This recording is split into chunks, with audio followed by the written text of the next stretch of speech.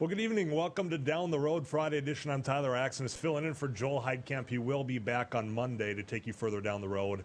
Lots to get to of a recap of what happened this week. I am going to tell you a little bit about a lawsuit that, quite frankly, was decided last Thursday, but the impact certainly going forward when it comes to your public education funding is something we've got to break down.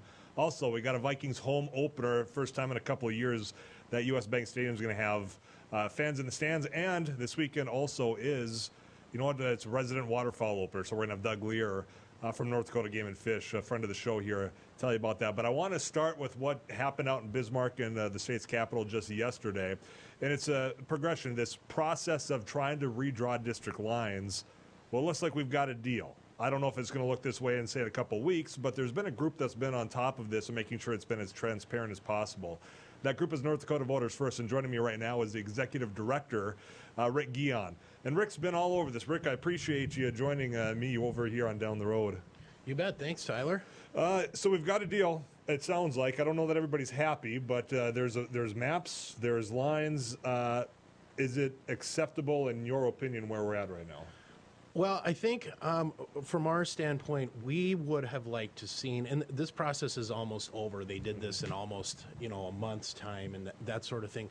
We would have liked to seen a little more engagement with citizens.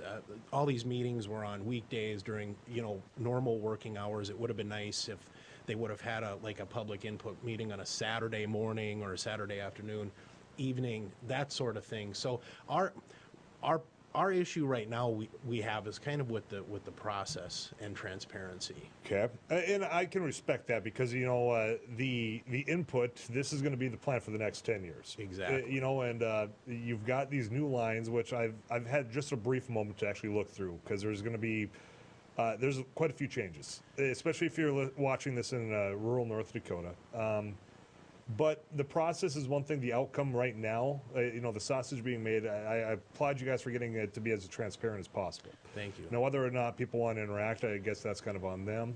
But the product itself, this seems as though if you look back at previous redistricting, I will say 2011, there was partisanship, and you could see it in the lines. I don't necessarily see that this time around, Rick. So to answer your question, because I don't feel like I did the first time, and I apologize, but we haven't formally taken a stand on the new maps quite yet because we're still looking at them. There's a lot to take in, and next week they're going to do a little bit more of a finalization of those things. A lot of where we're at depends on split House districts for Native American reservations. That's one of our key issues, and I know that Senator Ray Holmberg has been talking about that, particularly for MHA 3 affiliated tribes. We think that's a really big step in the right direction for better representation for those folks. So that's where we're at right now with the maps. And that is something that you and I've had a conversation right here on Down the Road before when I've been filling in for Joel of. You've got some very large districts, and it's tough to have to represent some of the interests if you're living 3 hours away from the southern part of your district. That split district, they haven't outright rejected it yet, is what I'm hearing you say. Right. Okay. Statewide, I'm not sure how much traction it has, honestly. I wish it had more traction. We're still going to advocate for it. They use it in Minnesota. It works very well in Minnesota. But at least for tribal areas, some of those really large, the more populous tribal areas are probably going to be split House district. Well, I think that's still progress. It is. It is. It and that's where, is.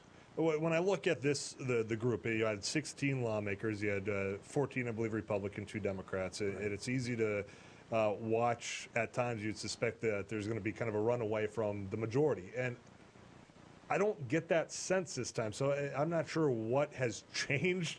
Whether it was this last legislative session and seeing some of the unusual representation that's out there that, hey, we got to try to kind of get this more moderated as far as getting the work done. I mean, you were part of these meetings. What was the feel like in all this? Well, and I testified. I sent in some written testimony, and I testified in person here in Fargo. We had a really respectful conversation during the committee meeting.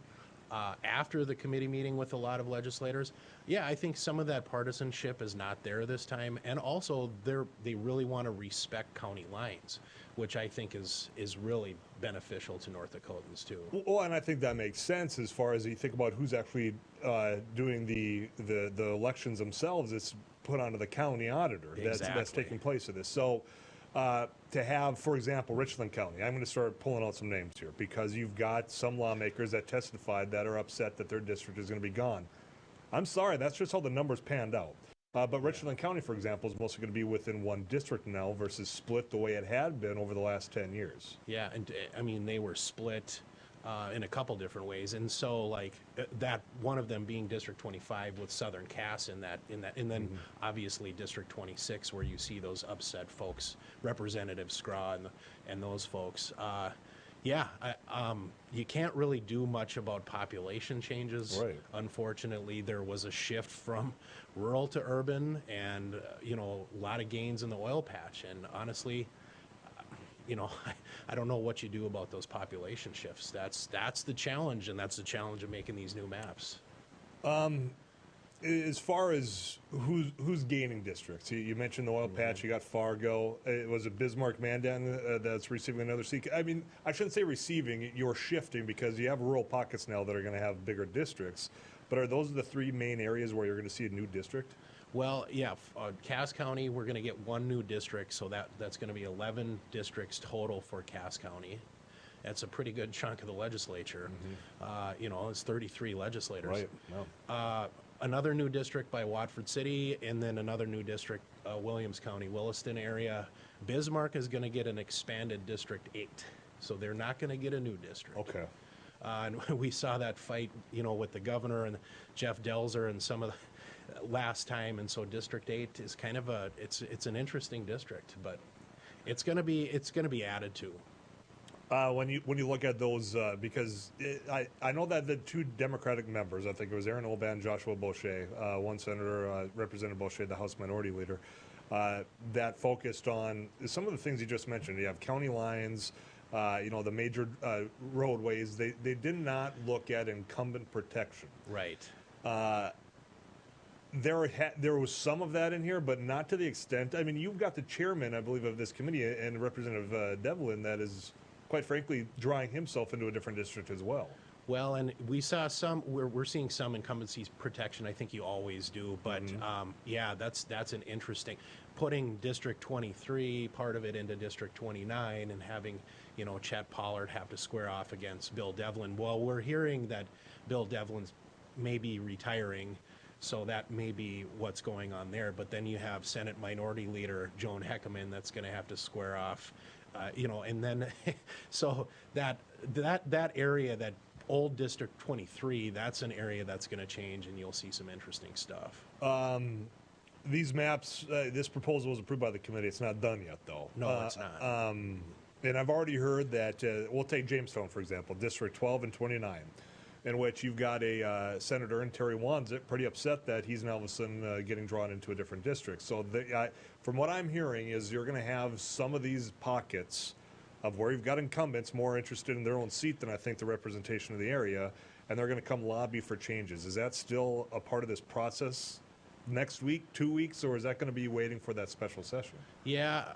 There'll be some public input opportunities next week. We hope there's quite a bit of it. The meetings are on Tuesday and Wednesday at the state capitol. They'll probably go, 10 to 4, 10 to 3. And hopefully they'll give a little bit more time and put the agenda. One thing they're not doing that we're a little frustrated with is they're putting the agendas. I mean, they're sending out the notice within legalities of open records laws and all open meetings, but they're sending out the agendas 24 hours or less before. Okay. And so we don't really know when people can participate in this process up until a day before or a half day before in some cases. And that's what we're really frustrated about. Well, I think that comes down to legislative council. And, they do great work. They're the attorneys, but if they don't have necessarily the direction, I suppose, from the chair, we're probably getting a little bit slower reaction. One thing that I do appreciate is the fact that we have residents that can testify virtually. That hadn't been the case until this year. That was a necessity out of COVID. But as far as that participation, it's not exactly where you wanted it to be. Well, that too, you have to go through a process of emailing legislative counsel to basically get approval to testify online. During the session, you wouldn't have to do that. You'd sign up the night before, that sort of thing, and then you could testify. But there's a little bit more of a process with this committee than we're seeing during the session. So that's been interesting to watch too, how they're doing that. Special session as I think November 8th. Yeah. That's when this is going to, in fact, be finalized. That's the target. I'll be curious if these coalitions, the District 26s, the 23s, the 29s, to where they don't feel as though they're going to be on the winning side as far as incumbency goes. I haven't heard any complaints from the residents down there on my radio show here on the eastern side of the state. In fact, I think some of them are pretty eager to see the makeup of what their district's going to look like, and with that comes. I don't say these people are losing their seats. They're just getting put into another opportunity where they've got to prove they're the best candidate to represent the area, Rick. Right, and people will have an opportunity to pick those legislators the next election. Yeah. And so that's democracy. Right. Yeah. And so I don't want to hear any whining from Kathy Scroz out there saying, well, look, I'm losing my seat. This is losing representation, because it's just simply not true. I'll let you ponder on that and let you go, all right? I won't get you in that fight. I'll do that, all right? Thanks, Tyler. Rick Gion, appreciate it. Rick, he is the executive director of North Dakota Voters First.